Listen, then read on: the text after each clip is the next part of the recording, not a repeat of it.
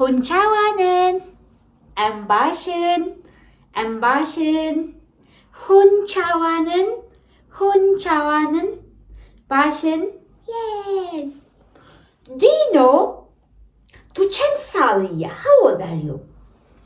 Ez 5 salîme. Ez 5 salîme. Dino 5 salîye. Dino 5 salîye. Tu çend salîyî? Tu çend salîyî? Tu yek salîyî? Are you 1 years old? Tu du salîyî? Are? Na? Tu se salîyî? Tu se salîyî? Are you 3 years old? Tu çar salîyî? You are 4 years old. Na? Tu ne çar salîyî? Na? Tu 5 salîyî? You are 5 years old. What do you know? Like Dino, what do you know? Tu 5 salîyî?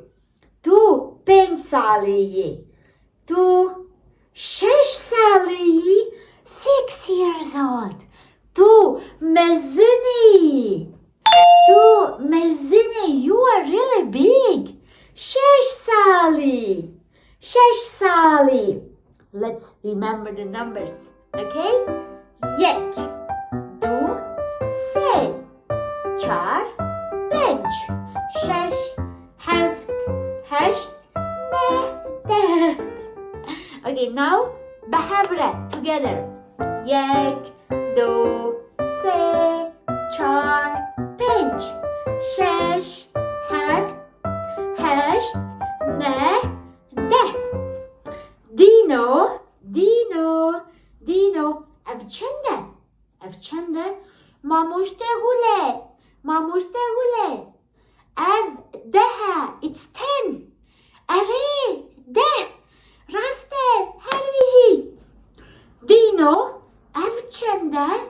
evçende, mamuş tegule, ev nehe, yes, ne, de, ne. Dino, evçende, mamuş tegule, ev heşte, yes. Bravo Dino, hervici, tu geleki başsani. Hervici, em diçin, بخاطر اوه